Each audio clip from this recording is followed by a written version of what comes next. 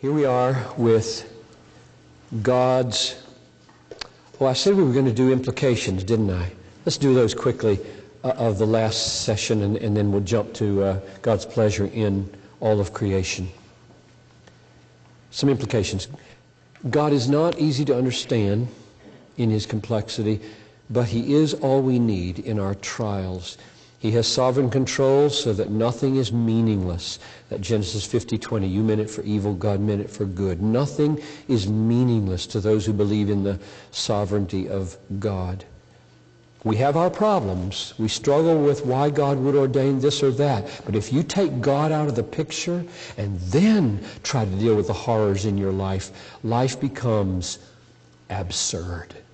And living an absurd life is very difficult. It will probably produce more suicides than this. Back in the 60s, where I was cutting my teeth, existentialism and the theater of the absurd was a scary philosophy. Especially if you walked up close to it and decided you might want to believe it just because it was so in. But if you embrace it, existentialism simply meaning existence precedes essence. You act in total freedom and create your essence. You don't consult with what it means to be human and then act accordingly. You just act and become something. And that still exists massively. You create. I just wrote a blog, which will turn up in a week or so probably, called Reinventing Parenthood, just because of the front page of the Tribune 3 or 4 days ago, where people's conceptions of what they're, a single woman who says, I want a baby, so she gets a baby put in her tummy, and she grows a baby, and then she gets 3 or 4 of those, or she has sex with 3 or 4 guys, has 3 or 4 kids. She keeps in touch with the guys because it's really good for them to know who their dads are. We don't want to marry because that's not helpful, and whole ways of doing stuff today, reinventing the world. That's the fruit of existentialism. Existence creating essence.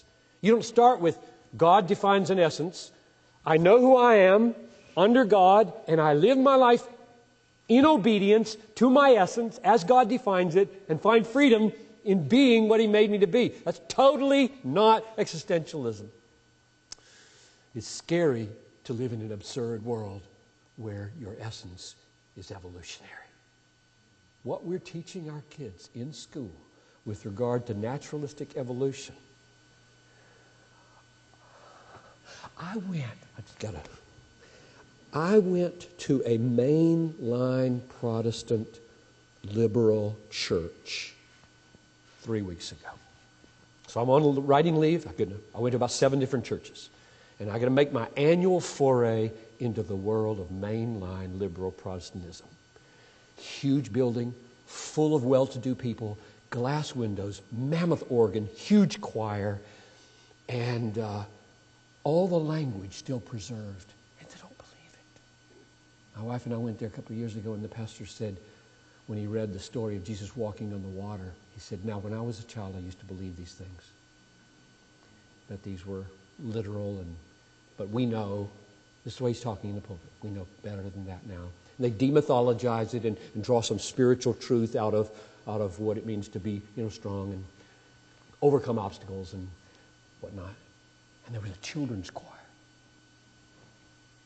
And they printed in the bulletin, I quote this in the blog, they printed in the bulletin the lyrics, and the children sang something like this.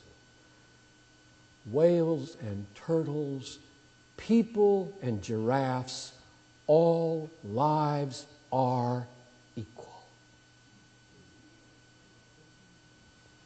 I sat there about 18 rows back. You're not teaching those kids to sing that.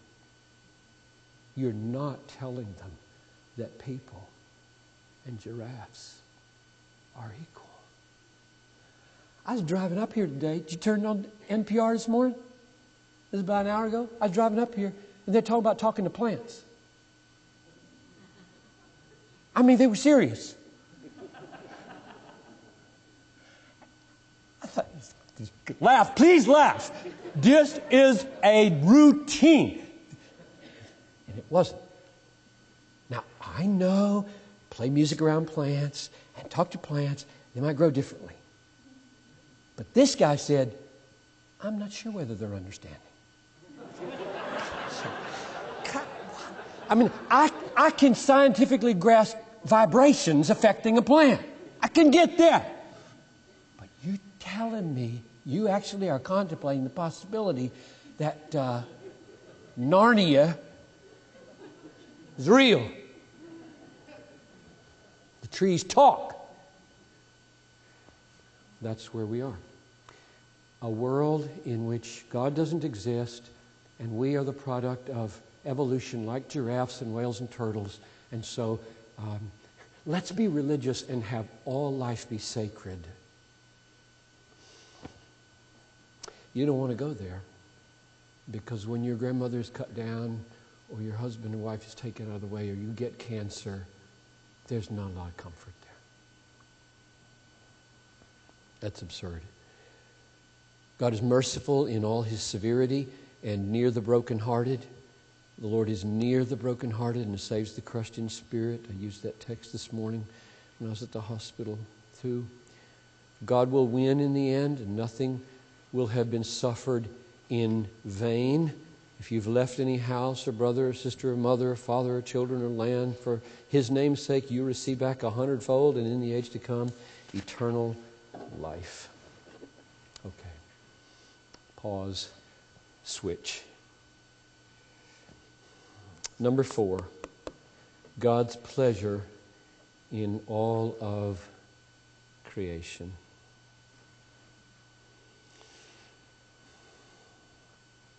The material world is not a problem for God, or a mere temptation for us, or a temporary starting point to be thrown away in the future. I mean, all three of those are real possibilities that people have embraced.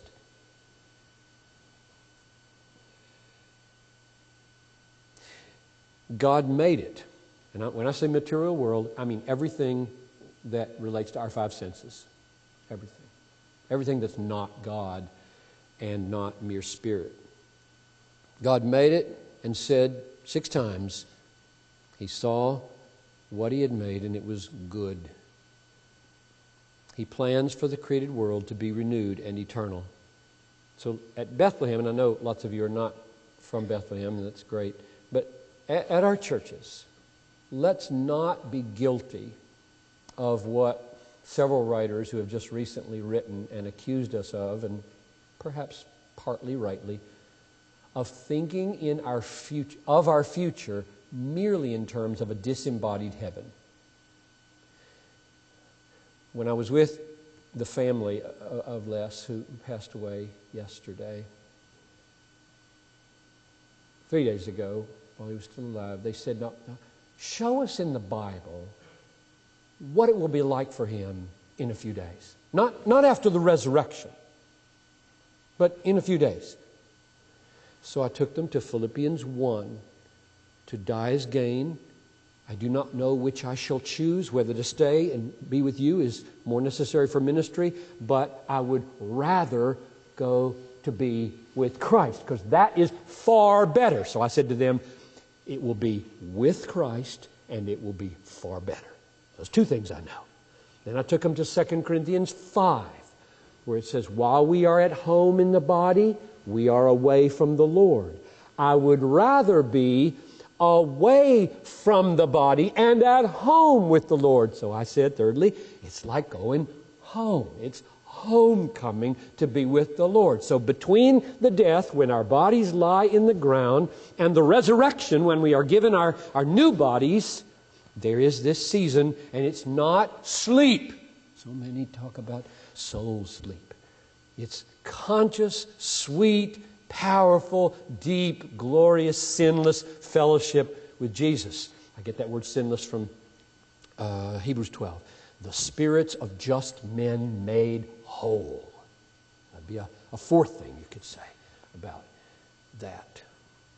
Now, that's not, I said this very, very plainly to them. I said, that's not the final ideal condition of your husband and father.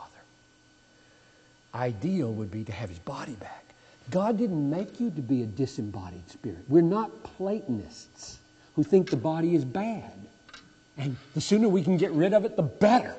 That's not what Christianity teaches. That's what we're looking at here. It's the goodness of creation, and God, while He has plunged it into ruin at the fall, Romans 8:18-23, is going to reclaim it, and the whole creation will be glorified with the very glory of the children of God. So C.S. Lewis gets it right. There is no use trying to be more spiritual than God. God never meant man to be purely spiritual creature.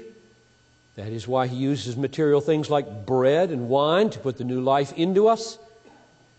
We may think this rather crude and unspiritual. God does not. He invented eating. He likes matter. He invented it.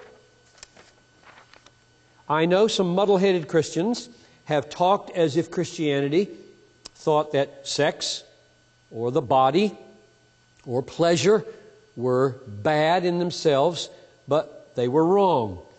Christianity is almost the only one of the great religions which thoroughly approves of the body, which believes that matter is good, that God Himself once took on a human body, that some kind of body is going to be given to us even in heaven, and is going to be an essential part of our happiness, our beauty, our energy.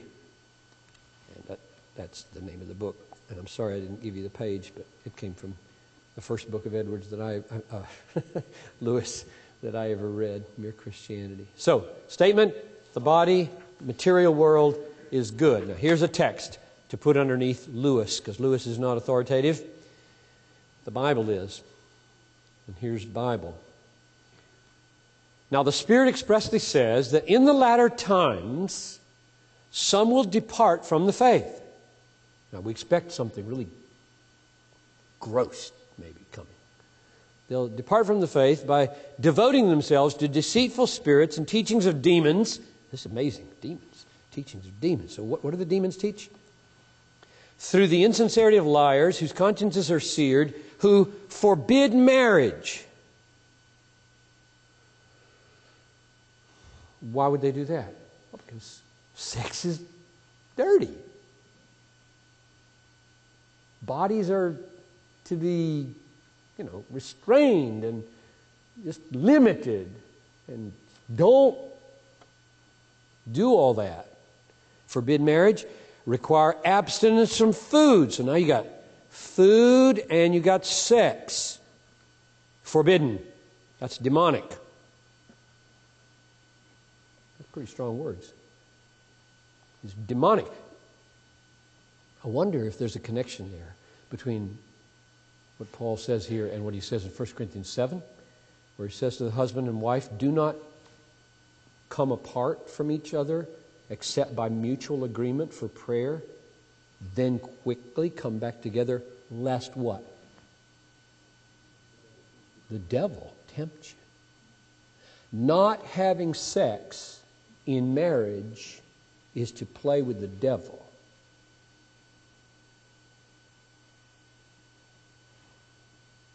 This says the devil wants you to think sex is bad. The devil wants you to think food is bad. The devil wants you to become a docetist. The devil wants you to become a dualist.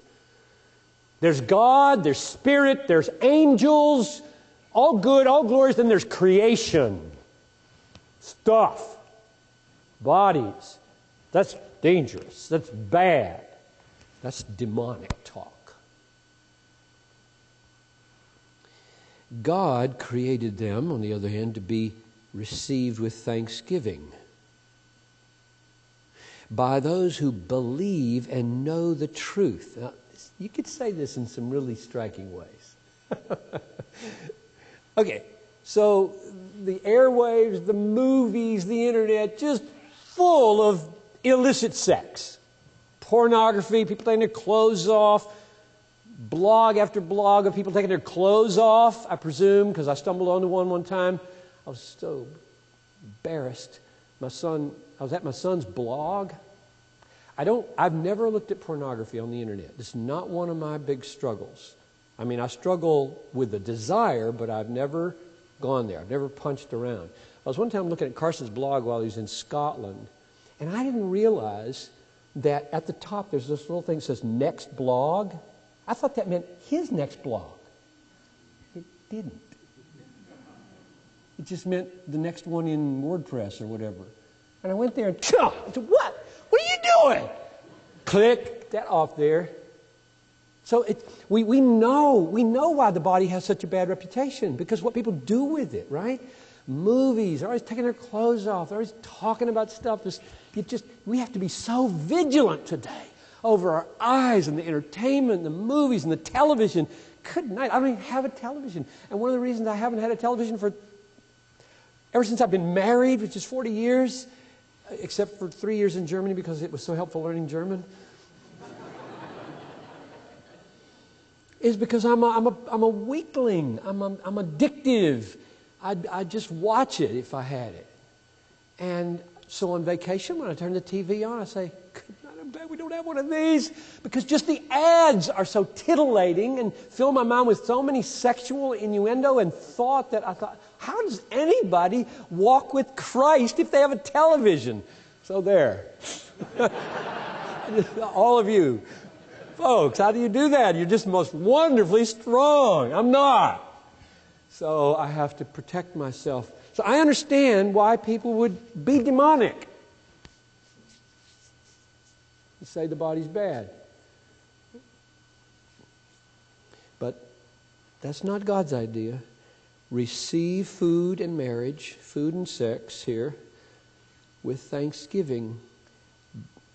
What got me off on that little tangent about movies, internet, was it's created to be received with thanksgiving by those who believe and know the truth. Sex and food is created for believers.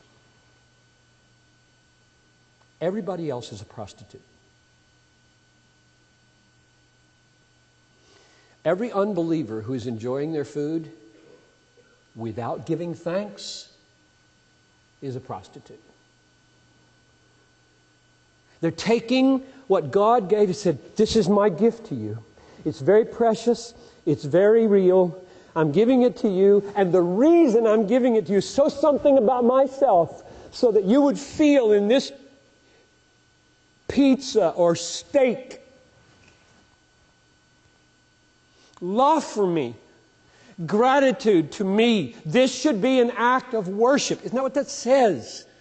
To be received with thanksgiving. That's what worship is.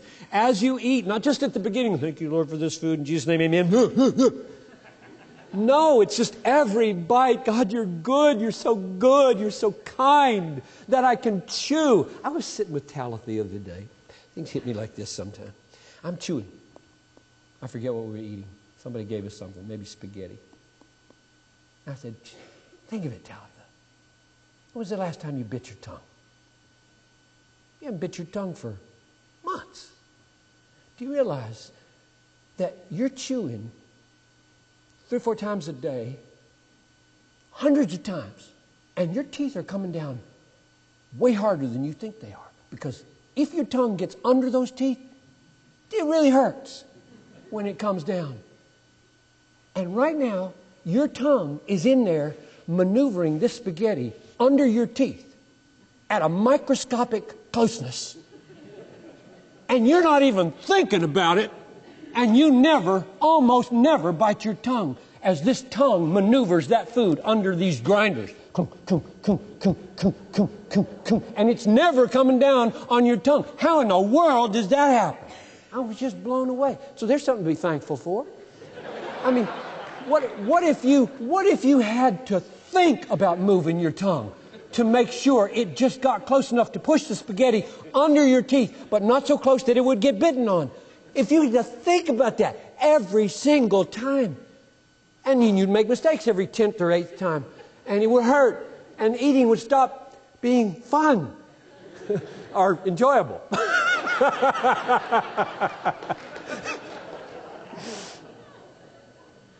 Actually, I suppose eating should be fun. I'm just marvel at God's goodness here. I mean, that's in the Bible should make us very thankful. That foods and marriage are for believers who know the truth that He made it. For everything created by God is good. Nothing is to be rejected if it is received with thanksgiving. Pretty heavy, glorious, amazing statement of the goodness of creation. All His works are His delight. His works of creation. May the glory of the Lord endure forever. May the Lord rejoice in His works. And the context in Psalm 104, as you know, is just long lists of His material, physical creations. He rejoices in His works. One reason is that they display His glory for people to see.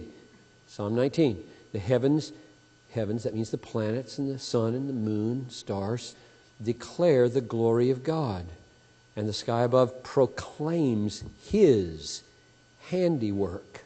Day to day pours forth speech. Night to night reveals knowledge. So as you walk out of here and you look at clouds or look at sunshine or look at trees or look at spring or look at daffodils or tulips that come up, let them speak to you. They are speaking. They're speaking, and they're speaking about God. That's why they exist. Now, God could have done it another way. He could have created a universe where everything black and white. He created colors. He could have created with only right angles. And He created many angles and mostly no angles. God seems to be mainly into curves. Clouds, waves, trees, mostly curves. We make right angles. God makes curves. He made all this the way He did it, and He didn't have to do it this way. He could have just created angels and disembodied human souls. And they could have fallen, and we could have hated each other that way and been sinful, and Jesus could have come and suffered spiritually in our place. He could have done it that way, I suppose. He didn't. He did it this way. This way. This is just, you shouldn't, it's like C.S. Lewis and G.K. Chesterton and the Inklings tried to open our eyes. They said, when you're walking down the street, you've heard me say this, when you're walking down the street, don't marvel that somebody has a big nose or a little nose. Marvel that they have a nose. It's so weird. These are weird. These are weird. They're so weird. I mean, look at them. They get these little funny, it's just weird. I mean, noses and ears are weird. We just take them for granted.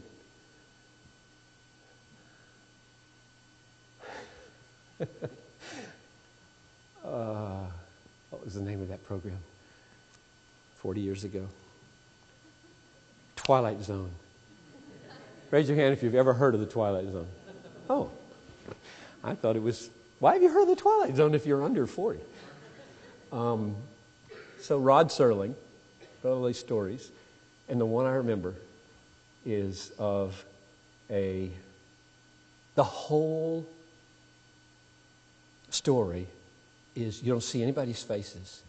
They're doctors, and they have this woman bandaged up, and all you hear is she was born as a horrible anomaly.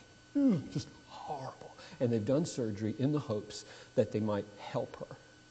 And the whole show is them talking and watching and working. You don't see anybody's faces. And then at the end of the show, they start undoing this. Will the surgery work? And it comes off, and she's spectacularly beautiful. And they all go, ah! And then the camera pans up, and they all have pig faces.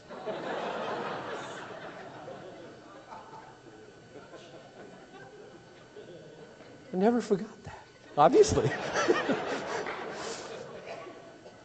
And the point of the story for me is, could have been that way. We could have pig faces, and we'd think they were really pretty.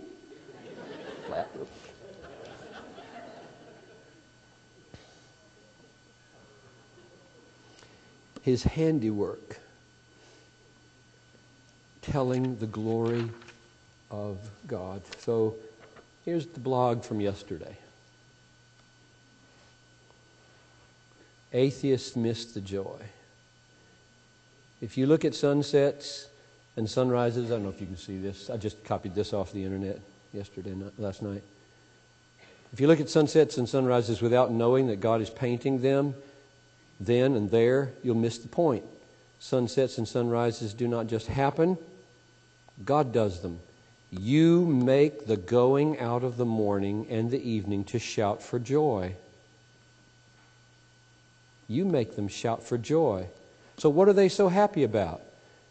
Well, because they are telling the glory of God. How happy is the rising sun to display the glory of God? Answer, in them God has set a tent for the sun, which comes out like a bridegroom leaving his chamber, and like a strong man runs its course with joy. A bridegroom beaming, and Eric Liddell feeling God's pleasure when he runs. Sunrises and sunsets are like that. They bid us join their joy in putting God on display in the world. So when God chose an analogy to describe the point of the sun rising in the morning, He said the point is like a bridegroom going out of his chamber and like a man running his race. Remember, here goes Eric Liddell putting his head back and feeling God's pleasure. Don't assume with naturalistic evolutionary philosophy that the sun rose this morning on its own. It didn't. God did it. Another thing that C.S. Lewis said one time moved me so deeply, or was it Chesterton? I think it was Chesterton. He said, the difference between being an adult and being a child is that children never get tired of doing the same simplest thing over and over again. Do it again, Daddy. Do it again. Do it again. Do it again. And I used to test them just to see how long this would last. They always wanted it longer than I could do it. Read the same page, read the same book, do it again, do it again. And he said, that's the way we ought to be with the sunrise. Do it again, Todd. Do it again. Do it tomorrow. Would you do it tomorrow? I'll be watching. That's amazing. You did it again. Instead, Science got this figured out. The world goes like this. Why? I mean, really, can anybody explain why this thing keeps spinning? Why it keeps rotating? Why don't I feel wind? Well, it's because there's an atmosphere. Really? The mysteries surrounding us are imponderable.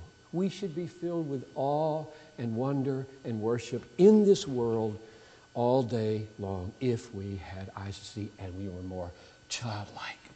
But he said, becoming an adult means that you go to the Alps, you're amazed for 3 days, and then you close the blinds and you watch television. Even pictures of the Alps on television. That's the way we are. That's sad. So ask for a childlike heart. Even the creation that does not, I had to cross something out to make this sense. Even the creation that man does not see, God delights in. So that word shouldn't be there, I think. Even the creation that man does not see, God delights in. There go the ships and Leviathan, which you formed to play in it. Now, I think, okay, he made Leviathan. Now, I don't know what Leviathan is. A big squid, maybe? Like a big giant squid, 100 feet long, something like that. You made a Leviathan. Why did you make it? Just to watch it play in the water. And most of the time, we're not watching that, right? Now that you can buy the Blue Planet DVD series, you can watch it. You want to worship? Go on Amazon and buy that DVD set and sit down and worship.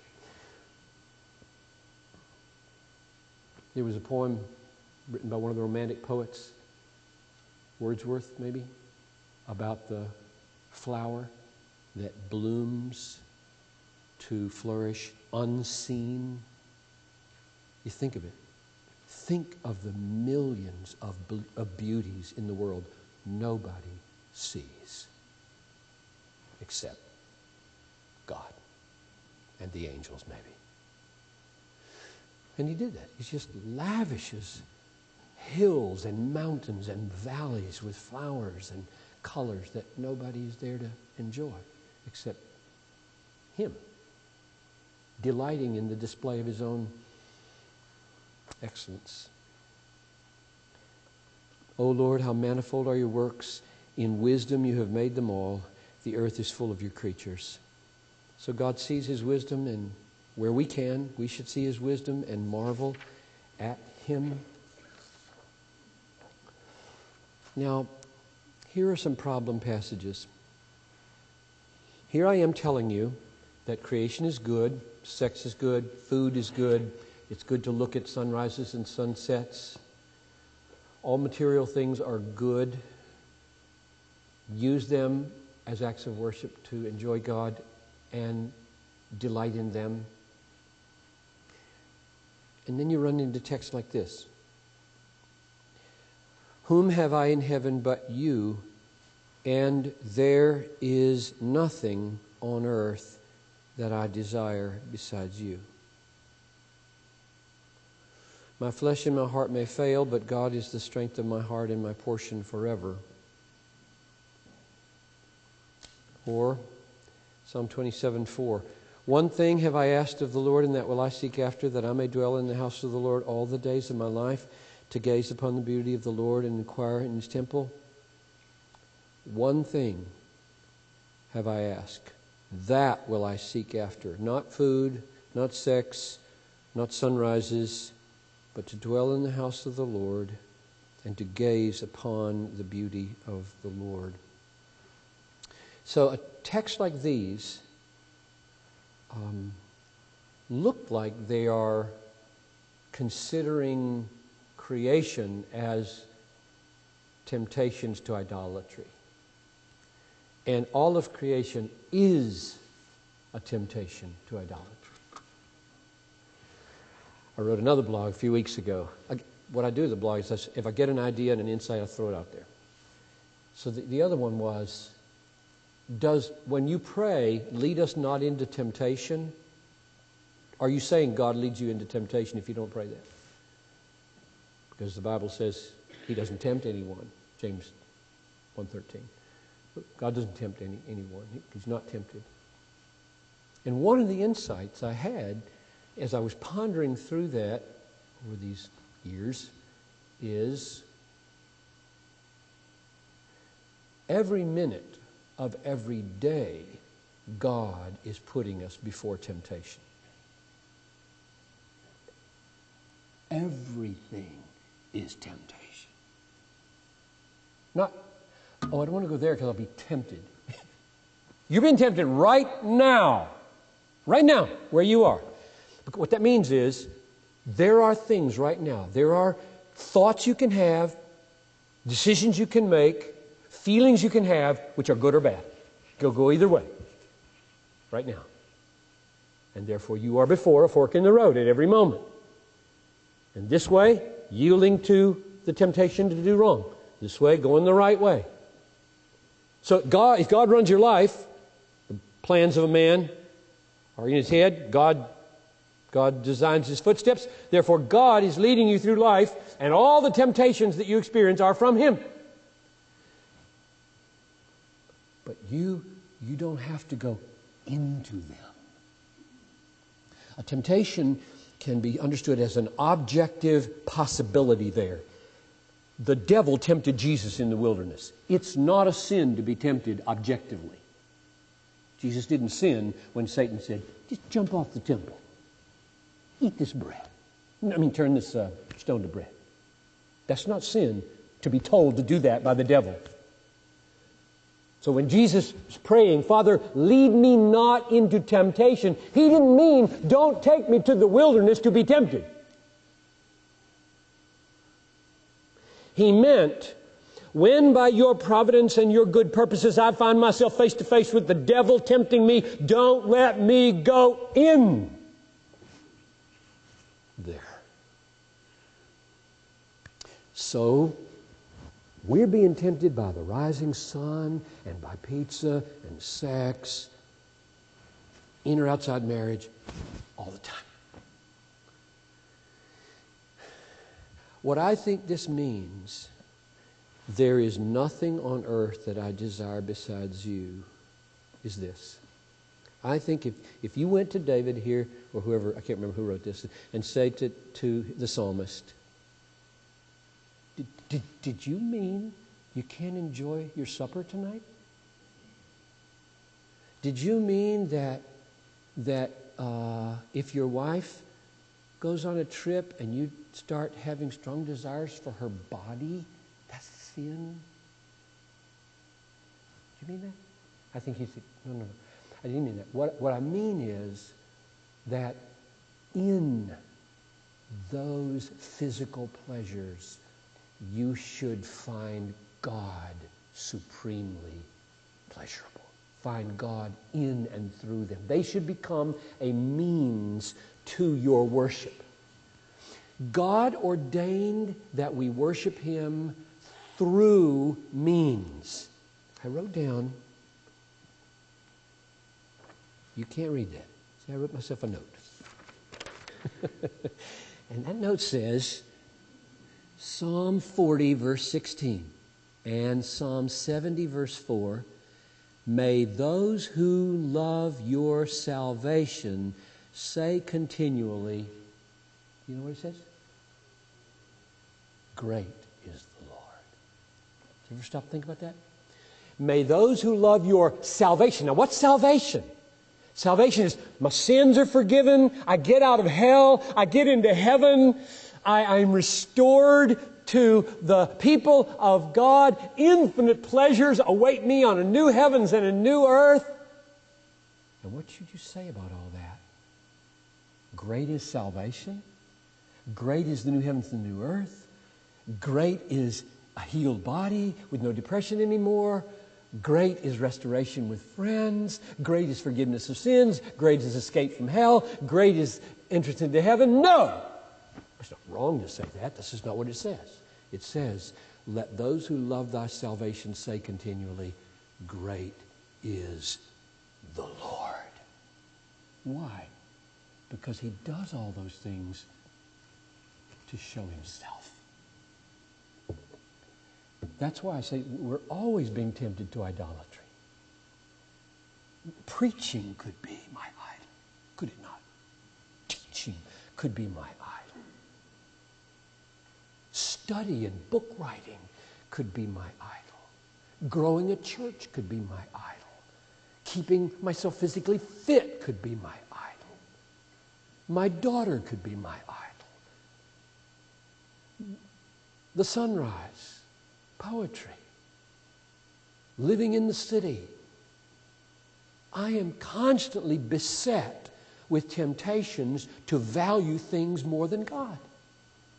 And God has given me those things not merely to tempt me, but to be...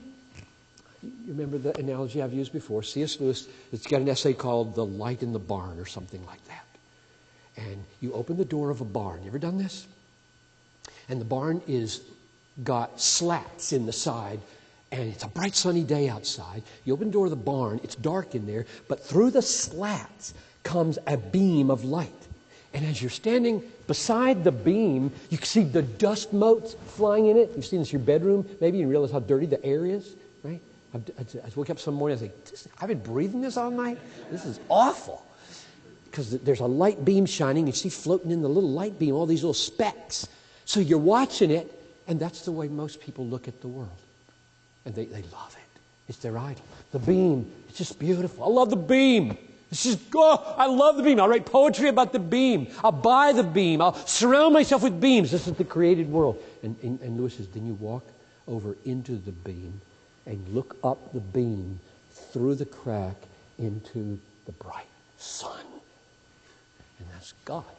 That's what beams are for. Beams are not to stand beside and say, I like a beam. The beams are telling the glory of God. So it's up there. It's up there. It's like the little child, you take a 1-year-old, say, look over there. And he just looks at your finger. You can't, this means look over there. You turn your head. And at some point, the child catches on like, oh, he's not holding out his finger to look at the finger. He's holding out his finger to get me to look at something else. Kind of a strange thing to do. And God is all day long, He's just creating fingers everywhere. They're all pointing to Him. And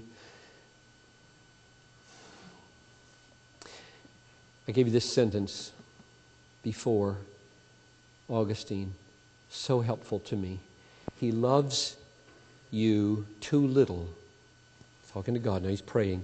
He loves you too little, who loves anything together with you, which He loves not for your sake. So that's what I'm trying to say. It is possible to love food, love sex, love people, love preaching, love computers, love stuff non-idolatrously, if loving it would be for His sake.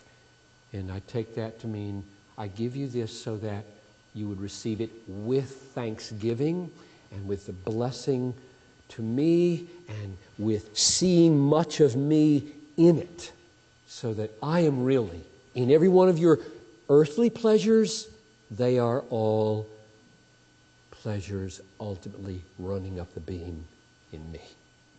So that if they were taken away in death, this is where I think we should all number our days so we get a heart of wisdom.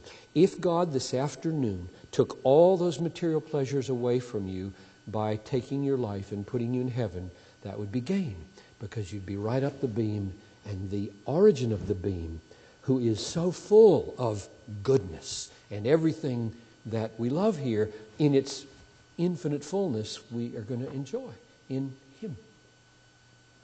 So, conclusion before we take a break. God is glorified by our use of the creation in at least two ways. Feasting and fasting. Almost opposites, right? I mean, they are opposites, except they're not opposites in motive. We feast. And we fast. Feasting to show our thanks. We do receive these gifts from you. You made them. We don't belittle them. We will turn them into worship and gratitude. And we fast to show that food is not our God. I don't mean those to be taken narrowly, like I'm only talking about a big meal and no meal.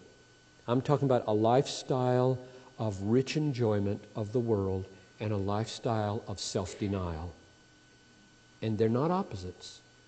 You walk through life, and Paul said, I have learned how to abound, and I have learned how to be in want. I know how to have plenty. I know how to have little.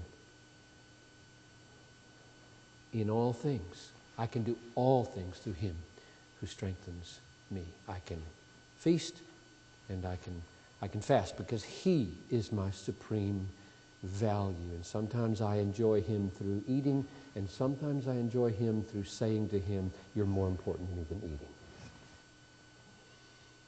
God delights in His creation. He made it for us to delight in, and He delights in it because it shows His glory, and we delight in it because it becomes a means of worshiping Him for His glory.